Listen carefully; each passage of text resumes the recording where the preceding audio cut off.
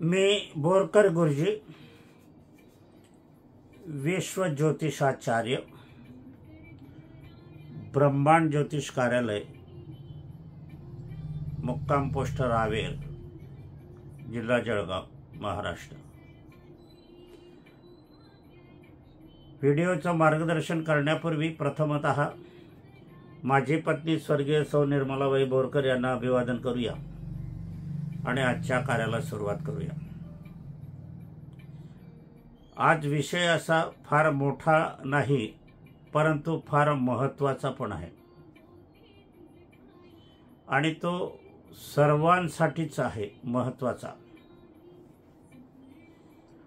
आणि त्याच्यामध्ये 99% लोक चुकतात असं हे मार्गदर्शन आहे।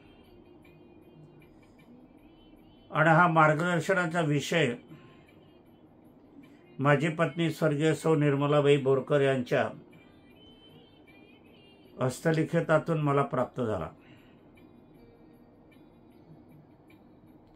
कारण की काय, स्वर्गीय सौ निर्मलाबाई बोरकर ह्या निघून गेल्या, म्हणून कागदपत्र स्वच्छता करणं, नीटनेटकं लावणं त्या करत होत्या। पण आता मला ते करावं लागत आहे। कुठे काय ठेवलं आहे बघावं लागतं आहे, कुठे काय विषय आहे, कारण तो त्यांच्या ताब्यात होतं सगळं। ते मला करून देत होते, ते सर्व मला करावं लागत आहे। आणि घरातून कोणाचंही सहाय्य नाही आहे या बाबतीत, कारण त्यांना ज्योतिषशास्त्राचं काही कळत पण नाही आहे, पंचांगसुद्धा साधं वाचता येत नाही आहे। मी त्यांना शिकवण्याचा प्रयत्न करतो, पण त्यांची मनोवृत्ती नाही दिसत। म्हणून आपण या ठिकाणी मला सर्व काही करावं लागत असल्या कारणाने थोडंसं कष्ट घ्यावेच लागतात, त्याबद्दल वाद नाही। कारण आता आयुष्याचे काही थोडी दिवस राहिलेले, क्षण राहिले म्हटलं तरी चालेल। पण आपल्याजवळ जो ठेवा होता, जो माझ्या पत्नीने माझ्याजवळ ठेवला, तोच ठेवा मी तुम्हाला देण्याचा प्रयत्न करतो आहे। आज जळगावला गेलो होतो। रावेर, यावल, विदगाव, ममुराबाद, जळगाव असा मार्ग होता। त्या मार्गातून मी एक व्हिडिओ केला होता आणि परत येताना त्याच मार्गाने मी एक दुसरा व्हिडिओ केला होता। आणि आत्ताच तिसरा व्हिडिओ करत आहे। फार महत्त्वाचा व्हिडिओ आहे, कारण मी आत्ताच अर्धा तास झाले घरी कार्यालयात आलो आहे। कार्यालयात आला असताना म्हटलं जे आपण काल कागदपत्र होते ते आपण चाळूया आणि ठेवूया। त्याच्यात हा विषय निघाला आणि हा विषय निघत असताना मात्र अनेकांनी मला ह्याविषयी सुचवलं पण आहे। त्यामुळे हा विषय प्रसारित करणं, मार्गदर्शन करणं अत्यंत महत्त्वाचं आहे। कारण तेच दिवस आहे, याच्या दिवसानंतर ती कृती करता येते आहे, परंतु ह्या वातावरणात करणं म्हणजे महत्त्वाचं होते, त्याला पार्श्वभूमी लागते। म्हणूनच घटस्थापना आपण बघितली, 22 तारखेला घटस्थापना झालेली आहे, सोमवारी, नवरात्रंभ। मातामह श्राद्ध ह्याच दिवशी आहे, परंतु ज्यांचे काही श्राद्ध काही कारणास्तव राहिले असतील त्यांनी 15 नोव्हेंबरपर्यंत करावं, कारण मातामह श्राद्धाचा 15 नोव्हेंबरपर्यंत कालावधी आहे, हे लक्षात घ्या। हे प्रथमच तुम्हाला मी माहिती देतो आहे। त्यानंतर 23 तारखेला मंगळवार आहे, पहिली माळ 22 तारखेला, दुसरी माळ 23 तारखेला, चौथी माळ आपल्याला तृतीय आहे 24 तारखेला, आणि पाचवी माळ 25 तारखेला गुरुवारी। आणि आज बुधवार आहे, 24 तारीख आहे, म्हणजे उद्या पाचवी माळ आहे। सहावी माळ 26 तारखेला आहे, शुक्रवारी। आणि असं असताना आपल्याला या ठिकाणी 27 तारखेला सहावी माळ आहे, शनिवारी। परंतु सातवी माळ 28 तारखेला नाही आहे, ती आहे 29 तारखेला। एक दिवस मध्ये गेला आहे, लक्षात ठेवा। तो का गेला तर सूर्योदयकालीन सप्तमी नाही, आणि सप्तमी ही दुसऱ्या दिवशी 29 तारखेला सूर्योदयकालीन असून आणि सायंकाळी 4:32 अवतर आहे. म्हणजे या सप्तमीचा कालावधी अधिकाधिक जो आलेला आहे तो 29 तारखेला आलेला आहे. म्हणून 29ला सप्तमीचं माळ आहे, 7वी माळ. आणि 30 तारखेला महाअष्टमीचा उपवास 8वी माळ आहे.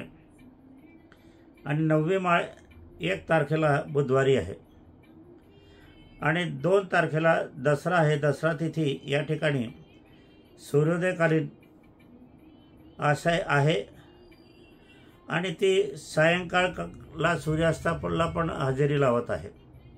म्हणून दसरा, विजयादशमी दसरा हा 2 तारखेला आहे. योगायोगाने या दिवशी महात्मा गांधी जयंती पण आहे. शमीपूजन आहे. सीमोल्लंघनाचा काळ पण या ठिकाणी आहे. विजय मुहूर्त पण आहे. अश्वपूजा म्हणजे घोड्याची पूजा. श्री मध्वाचार्य जयंती पण आहे आणि सरस्वतीचं पूजन आणि समापन पण विधी याच ठिकाणी आहे. आता या नवरात्रामध्ये बहुतांश स्त्रिया ओटी भरण्याचा कार्यक्रम करतात. पहिल्या दिवसापासून तर 9व्या दिवसापर्यंत. पण ओटी भरणे पंचमीला, 5वी माळेला, 8व्या माळेला आणि 9व्या माळेला अधिक करतात. तसं कुठल्याही माळेला ओटी भरण्याचा कार्यक्रम केला तरी चालतो. ओटी भरण्याला काही मुहूर्त पाहावे लागतात असं काही नाही, परंतु प्रघात आहे म्हणून त्या प्रघाताप्रमाणे स्त्रिया चालतात, महिला चालतात आणि त्या ओटी भरतात. पण ओटी भरणं म्हणजे काय, ओटी कशासाठी भरता आणि त्याला काय साहित्य लागते आणि ती केव्हा भरावी, कशी भरावी, याविषयी आपण जर पाहायला गेले, मंदिरामध्ये तुम्ही रांगेमध्ये उभे राहा, स्त्रियांच्या जे ओटी भरण्याचं साहित्य बघा. परिपूर्ण साहित्य ओटी भरण्याचं अनेकांच्या महिलांच्या त्या पात्रात नसते. एक 5-50चं प्लॅस्टिकचं पाकिट असते. कोणी 100 घेते, कोणी 200 घेते, कोणी 500 घेते. त्याचे काही ठराविक रेट नाही. परंतु ते पाकिट आपण बघितलं, ओटी भरण्याचं साहित्य बघितलं, तर त्यातून संताप व्यक्त करावा का चीड व्यक्त करावी की अजून काही करावं असं वाटायला लागते. परमेश्वराला दृष्टी आहे, देवीला दृष्टी आहे, तिला समजते. ओटी भरण्याचा अर्थ आपण तिच्याकडनं काही मागत आहात श्रद्धापूर्तीसाठी. परंतु ओटी भरताना तुम्ही जे नटून जातात, थटून जातात, सोन्या चांदीचे दागिने घालून जातात, हजारो रुपयाची साडी जातात, सोन्या चांदीचे दागिने हातात असतात, बांगड्या असतात, भारीपैकी ब्लाऊज असते, आणि तुम्ही देवीला वाहत असताना काय वाहत आहे त्या पात्रामध्ये. बहुतेकांच्या याच्यात पातळ नसतेच आणि तोंडाला पुसेल असा लहानसा लेडीज रुमालासारखा एक खण असतो, खणाचा तुकडा असते, फडकं म्हटलं तरी चालेल. त्याच्यातला खारीक खोबरं जर आपण म्हटलं तर सडकं असते, नासकं असते, कुजलेलं असते, वाईट असते, खाण्याच्या लायकीचं नसते. ज्याच्याकडून तुम्ही ते साहित्य घेतलं आहे, खारीक खोबरं, बदाम, त्याला एक खारीक खाण्यासाठी 100 रुपये द्या की हे 100 रुपये घे आणि तू खाय, तो खातो का? ते हळदी कुंकू किती खरं आहे का माती आहे पिवळी, कुंकू कसं आहे का रंग आहे. बांगड्या एका लहानशा पहिल्या दिवसाच्या मुलीलाच्याही हातात जाणार नाही अशा लहानशा बांगड्या असतात. लोखंडाचं सोनेरी रंगाचं मंगळसूत्र, नथ, त्याच्यात काय जोडवे लोखंडाचे, सगळं साहित्य हे जर बघायला गेले तर टाकाऊ साहित्य असते. आणि असं साहित्य ज्या वेळेला ओटीमध्ये तुम्ही वापरतात आणि ते देवीच्या ठिकाणी नेतात देवीला कळत नाही असं वाटते तुम्हाला? तुम्ही देवीला फसवत आहे असं समजत नाही तुम्ही? असं जर तुम्ही वाहत असेल तर देवी कशी प्रसन्न होईल? तुमच्या दुःख समस्या कशा निवारणा होईल? तुमच्या इच्छा कशा पूर्ण होतील? उलट देवी आपल्यापेक्षा महान आहे. देवीमुळेच आपण आहोत. आपल्याला जे दिलं ते देवीमुळेच आपल्याला मिळालेलं आहे. मग बांगड्या मोठ्या साईजचा का घेत नाही? खारीक खोबरं बदाम थोडंसंच लागते 5-5, ते तुम्ही चांगल्या प्रतीचं का घेत नाही? खण जो काही आहे की तोंडाला पुसायलाही तो अपूर्ण पडेल असं तुम्ही वापरतात, ते चालेल का? लोखंडाचं तुम्ही मंगळसूत्र जोडवी घालतात का? काही पातळ असे वापरता असतात की तुम्ही वापरणार आहात का? हे स्वतःला विचारा ना. त्याच्यापेक्षा ओटी न भरलेली चांगली. नुसतं हात जोडा देवी म्हणत नाही तुम्हाला, कारण देवीनेच दिलेलं आहे. ती काय मागणार आणि तुम्ही काय देणार? म्हणून मला असं सांगायचं वाटते की ओटी जर भरायची असेल तर निदान चांगली ओटी भरा. वर्षातून एकदाच भरायची आहे. काही ठिकाणी तर असं मी पाहिलं आहे की महाराजांना सुद्धा ओटी भरली जाते आहे. आता महाराज हा पुरुष आहे, त्याला ओटी भरता कसं? काहींना माऊली म्हणून म्हटलं जाते. कसं शक्य आहे?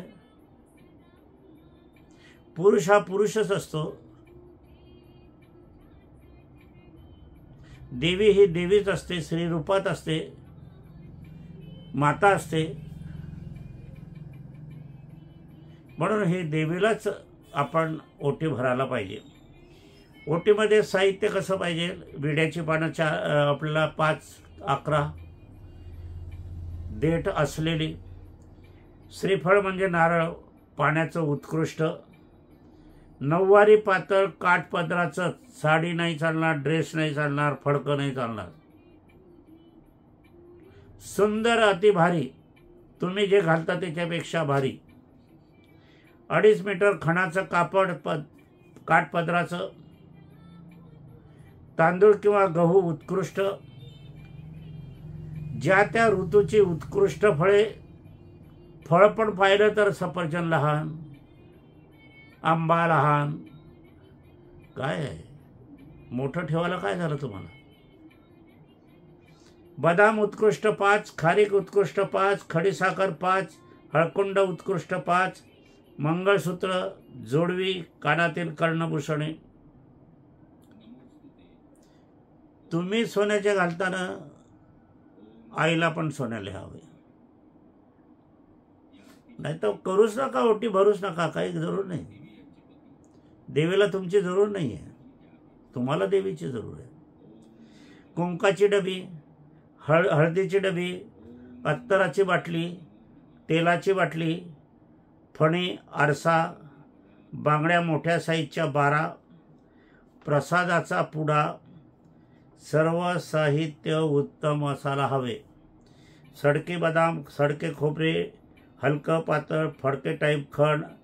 पातळाशिवाय ओटी होतच नाही. कोणी खणा नारळाची ओटी म्हणत असेल तर परिपूर्ण ओटी ती होत नाही, लक्षात घ्या. ओटी हे अशी भरत असताना दरवर्षी कुळदेवतेला जाऊन त्या ठिकाणी ओटी भरावी. कुळदेवता ज्याच्या त्याच्या वेगवेगळ्या असतात. आमची माहूरगडची आहे. माहूरगडला जाऊन वर्षातून एकदा केव्हाही जा तुम्ही, पण जाताना जर नियम पाळला तर आईच्या जन्मदिवशी, आईच्या स्वर्गवास दिवशी, वडिलांच्या स्वर्गवास दिवशी, वडिलांच्या जन्मदिवशी, हे तर सासू सासऱ्यांच्या वेळेला, नाही तर तुमच्या घरामध्ये जे ज्येष्ठ आहे त्यांच्या विवाहाच्या वेळेला, विवाहाच्या तारखेला. दरवर्षी कुळदेवतेला ओटी ही भरलीच पाहिजे. अनेक जणी महाराजांना ओटी भरतात, ती चूक आहे. यामुळे घरात नपुसकत्व येते, संतती नाश होतो. ओटी भरताना घरामध्ये सासू सासरे असले तर त्यांच्या हातून ओटी भरावी. सुनेला भरण्याचा अधिकार मुलीच नाही. सुना मुले त्यांनी हजर राहावी. पुष्कळशे पाहण्यात येते की सासू सासरे घरी ठेवते सुनबाई आणि स्वतः मिरवत मिरवत ओटी भरते. कधीही लाभ मिळणार नाही, लिहून घ्या. एकत्रित कुटुंब ओटी भरणे म्हणजे घराण्याची ओटी भरण्याचं पुण्य तुम्हाला लाभेल. 2 मुलं असतात, 4 मुलं असतात, वेगवेगळे जातात, वेगवेगळ्या गाडीनं जा तुम्ही, पण ओटी भरताना तर एकत्र या. अहो, घराण्याची ओटी आहे, घराण्याची देवी देवता आहे. स्वतंत्र तुम्ही तुमच्या मताप्रमाणे करेल तर देवी मताप्रमाणे तुमची वागणार आहे, तर मुळीच नाही. ओटी नाही भरली तरी चालेल, देवीने म्हणत की ओटी भरा. परंतु आजकालच्या मुलांना हे कळतच नाही. घराणे काय आहे आपलं, काय नाही, लौकिक काय आहे, वाडवडिलांचा लौकिक काय आहे, सासू सासऱ्यांचा लौकिक काय आहे. पुढची जी पिढी आहे त्यांचा लौकिक शून्य आहे, कारण त्याच्याच प्लॅटफॉर्मवर तुम्ही उभे आहात. प्लॅटफॉर्म महत्वाचा आहे. विभक्त ओटी भरण्यात लाभ होत नाही. सासू सासरे जिवंत असताना ते ओटी भरणे हजर असलेच पाहिजे, किंवा त्यांच्यामध्ये जे कोणी हजर असतील ते आपल्याला पाहायला पाहिजे. आता प्रथम ओटी आपण देवीची भरतो जीवन आयुष्यामध्ये, मुलीची, स्त्रियांची, सुनांची. आणि दुसरी ओटी साखरपुड्यात भरली जाते. पहा कशी गंमत आहे. साखरपुड्यात ओटी भरली की ती मुलगी आपल्या घराची झालीच, सुनबाई झाली. तिचा इथूनच गोत्र बदलायला सुरुवात होते. तिसरी ओटी विवाहाच्या वेळेला भरली जाते. चौथी ओटी डोहाळ जेवणाच्या वेळेला भरली जाते. 5वी ओटी निधनाच्या वेळेला स्त्रीच्या भरली जाते आणि ती स्वर्गात जाते. स्त्री जीवनात ही पंचओटी फार महत्वाची आहे. या पंचओटीमध्ये पंचतंत्राचा वापर म्हणजे सासू सासऱ्याचा सहभाग अवश्य असला पाहिजे. सासू सासऱ्यांची सेवा अवश्य पाहिली पाहिजे, कारण ओटी सुनबाई भरते. आपली मुलगी असेल तर ते त्यांच्या घराण्यात भरणार आहे. तिचा या घराण्याचे काही संबंध नाही. सुनबाईची जबाबदारी आहे. कळत न कळत पुण्यप्राप्ती, कळत न कळत अशुभ प्राप्ती जी होते ती ह्याच प्रकारे होते. श्राद्ध देणे पण ओटी भरावी. ज्या दिवशी श्राद्ध असेल, जिथे अस्थि विसर्जनाचं श्राद्ध तुम्ही अस्थि टाकले असेल तिथे श्राद्ध करावं. त्यावेळेला सुद्धा याच तऱ्हेची वस्तू आपण आणून पाण्यात त्या विसर्जन करावे. इच्छापूर्ती ओटी. काही तुम्हाला इच्छा असल्या, आकांक्षा असल्या, समस्या असल्या, दुःख असले, कष्ट करून मेहनत करून त्या पूर्ण होत नाहीये, खूप प्रयत्न केले, खूप दिवस झाले, वर्ष झाले, मग त्या निमित्ताने ओटी भरता येते. इच्छापूर्तीसाठी मात्र आई वडील जिवंत असले तर आई वडिलांसोबत, इथं मुलाचे आई वडील असतात, मुलीच्या आई वडिलाची काही गरज नसते. इथे सासू सासरे सुनबाईने लक्षात ठेवा, नाहीतर तुमच्या इच्छा ज्या आहे त्या अपूर्ण राहण्याचे किंवा पूर्ण फलित न होण्याचे असे समाजामध्ये आपण बघतो आहोत. ते का चुकतात त्याच्या मागचं हे कारण आहे, लक्षात घ्या. तुम्हाला परिपूर्णता लाभत असेल, इच्छा पूर्ण करत असेल तर प्रथम सासू सासऱ्यांची इच्छा तुम्ही पूर्ण केली आहे का, हा परीक्षेत प्रश्न आहे. नाही, किती कर्म केलं तर तुम्हाला पुण्याचा लाभ होणार नाही. इच्छापूर्ती ओटी म्हणून पातळाचा रंग कोणता कोणता असावा याविषयी मी तुम्हाला आज सांगणार आहे. संतती हवी आहे तर पांढऱ्या रंगाचे पातळ काठपदराचं, नाही तर पिवळ्या रंगाचं काठपदराचं पातळ आणि त्याच रंगाची खड नारळ म्हणजे ओटीचं. मुलांना अभ्यासात यश यायचं आहे, डिग्री मिळवायची आहे, PhD करायची आहे, IPS अधिकारी बनवायचं आहे, विद्येमध्ये पुढे जायचं आहे, तर त्यावेळेला तुमची जी साडी आणि खण आहे तो हिरव्या रंगाचा हवा. मानसिक शांतता आहे, चिडचिड आहे, संतापी आहे, उग्रता आहे, वाद होत आहे घरामध्ये, वेडेपणा आहे, बुद्धी अपूर्ण आहे, बुद्धी चालेनाशी होती आहे, डोळ्याचे विकार, बोलण्याचे विकार आहे, याविषयी असेल तर तुम्हाला निळा रंगाचं पातळ कोर्टात विजय होण्यासाठी सुद्धा निळा रंग, निळं ब्लाऊज. वास्तू पाहिजे, आरोग्य नीट पाहिजे. घरामध्ये गंभीर रोग आहे, कॅन्सर सारखे रोग आहे, पॅरालिसिस सारखे रोग आहे, वेडेपणा आहे, पोटाचे विकार आहे, कधी न दुरुस्त होणारे विकार आहे, मेनिंजायटिस आहे, डोक्याचे विकार, पोटाचे विकार, शरीराचे संपूर्ण विकार जे काही असतील त्याच्यात लाभ मिळवण्यासाठी ऑरेंज, नारंगी आणि भगव्या रंगाचं पातळ आणि ब्लाऊज पीस हवं. आरोग्यासाठी आपल्याला अजूनही आहे, गंभीर आरोग्य आहे आणि औषध उपचार घेऊनही ते नीट होत नाही, तर लाल रंगाची साडी आणि लाल रंगाचं ब्लाऊज आपल्याला हवं आहे. असं आपल्याला या ठिकाणी बघत असताना आपल्याला अजूनही बघायला आहे. पंचमी, अष्टमी आणि नवमीला सर्वसाधारण खण, नारळ, ओटी भरणाऱ्यांची संख्या जास्त असते. विवाहाची तारीख, साखरपुड्याची तारीख सासू सासऱ्यांची, तुमची नाही.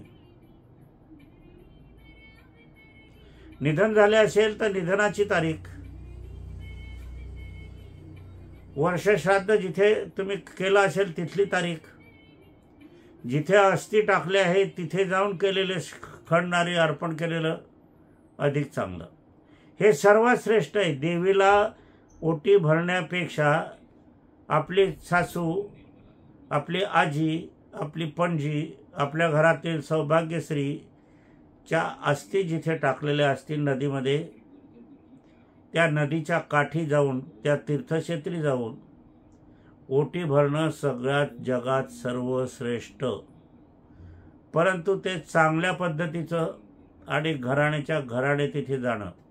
2 भाऊ असतील, 4 भाऊ असतील, सुना असतील, सर्व नातवंडांनी हजर राहिलं पाहिजे. नातवंड परीक्षा आहे, अभ्यास आहे, क्लासेस आहे, आणि मग ट्रिपला जाता येते, काश्मीरला जाता येते, शिमल्याला जाता येते, दिल्लीला जाता येते, आग्र्याला जाता येते, विमानात बसून जाता येते. त्याच्यासाठी सवड आहे, त्याच्यासाठी सुट्टी आहे. परंतु या श्राद्ध दिनी सुट्टी नाही. मर्तिकाच्या वेळेलाही पुष्कळी धन येत नाही. सगळ्यात दोष पापाचा साठा असेल तर मर्तिकाला हजर न राहणे. श्रद्धेने, प्रेमाने आपण त्यांच्या पोटी जन्म घेतलेला आहे, वारसा आहे, आपल्या रक्तात थेंब, प्रत्येक थेंब त्यांचा आहे. अंतिम विदायच्या वेळेला तुम्ही राहत नाही तर मग तुमचा जन्मच काय कामाचा.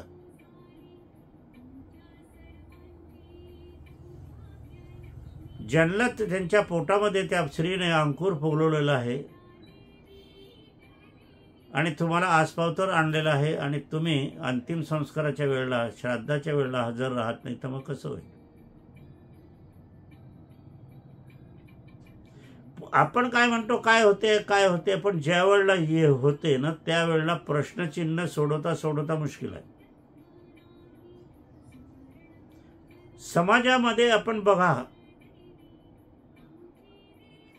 समाजातली उन्नती, प्रगती हे बघत असताना अवनती पण बघायला पाहिजे, हानी पण बघायला पाहिजे, दुःख पण बघायला पाहिजे, समस्या पण बघायला पाहिजे. एका पिढीत संपत्ती नष्ट होते, हातातोंडाशी घात होतो, तो निघून जातो. गंगेजवळ जाता येते पण डुबकी मारण्याचा भाग राहत नाही. असे काही आहे. नैसर्गिक आपत्ती होते, कायद्याची आपत्ती येते,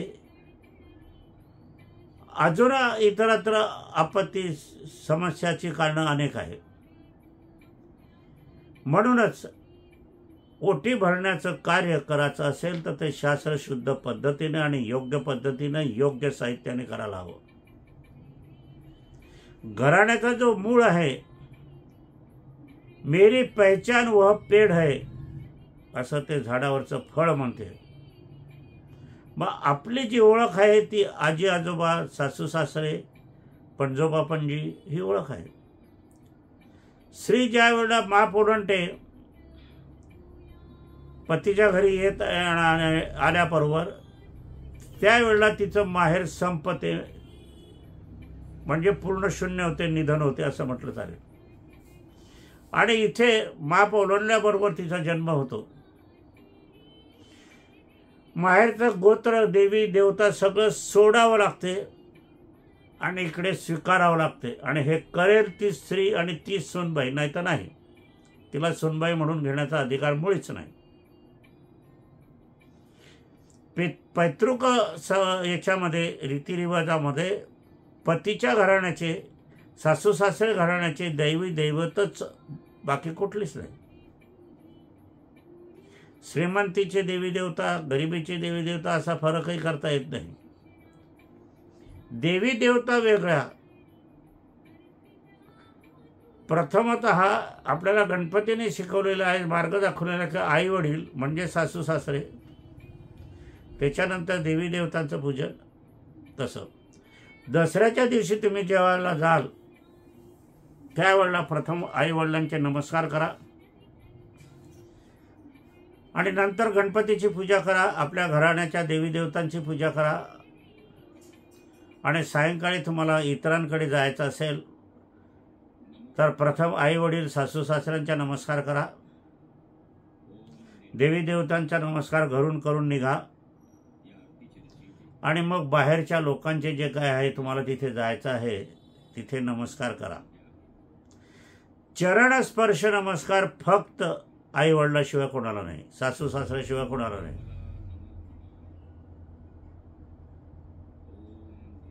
इथेच थोडासा भेदाभेद होतो. आणि मग तिथून आल्यावर घरातील स्त्रियांनी एक भाकरीचा तुकडा ओवाळून डाव्या बाजूला फेकावा, उजव्या बाजूला फेकावा आणि मग त्यांच्या पायावर पाणी टाकून पुरुष मंडळींना हात घ्यावं दसऱ्याच्या वेळेला. आणि घरात आल्यावर आईवडिलांचे नमस्कार, देवघरात जाऊन कुळदेवतेचा नमस्कार, देवी देवतांचा नमस्कार आणि घरात मग इतरांचा आदान प्रदान. आणि मग बैठकीत बसणे, इतरांचं स्वागत करणे आणि मग सायंकाळचं भोजन सर्वांनी एकत्रित घेणे. एकत्रित न घेणे गुन्हा असो मार्गदर्शन मी केलेलं आहे. पटलं तर स्वीकारायचं, नाही पटलं तर दोन कान दिले सोडून द्यायचं. कारण मार्गदर्शन करण्यापुरतंच आमची शक्ती आहे, दुसरं काही नाही. मार्गदर्शन पुढच्या पिढीला द्यावं, त्याच्यातून तुमचं चांगलं व्हावं हीच आमची इच्छा असते. आम्ही लावलेली रोपं मोठी व्हावी, फळाने फुलांनी व्हावं ही आमची इच्छा असते. शिक्षक छडी मारतो, छडी लगावतो, रागावतो, तसे आईवडील रागावतात, हे तुमच्या भल्यासाठी. परंतु तुम्हाला हे पटलं तर, नाही तर नाही. असो, आजच्या कार्यक्रमाला इथेच विराम देऊया. ब्रह्मांड ज्योतिष कार्यालयाची कुठेही शाखा नाही. बुधवारी कार्यालय सुट्टी असते. व्हॉट्सॲप 9850155558 या व्हॉट्सॲपवर आपण सेवा घेऊ शकता मार्गदर्शनाची. आणि हाच बोलण्याचा मोबाईल नंबर आहे 9850155558. दैनिक देशदूतमध्ये रोजचं भविष्य जळगाव आणि जळगाव तरुण भारतमध्ये रोजचं भविष्य येते. काही दिवाळी अंकात भरपूर लेख येणार आहेत, ते बघूया. कारण दिवाळी अंकातलं लेख हे फार तपासून आणि मान्यवरांचे येत असतात. वार्षिक भविष्य पाठवलं गेलेलं आहे, त्याचे आपण नंतर बघणारच आहोत आणि मी त्याविषयी मार्गदर्शन पण आपल्याला करणार आहोत. असो, पुनश्च माझी पत्नी स्वर्गीय सौ निर्मलाबाई बोरकर यांना अभिवादन करूया आणि आजच्या कार्याला विराम देऊया.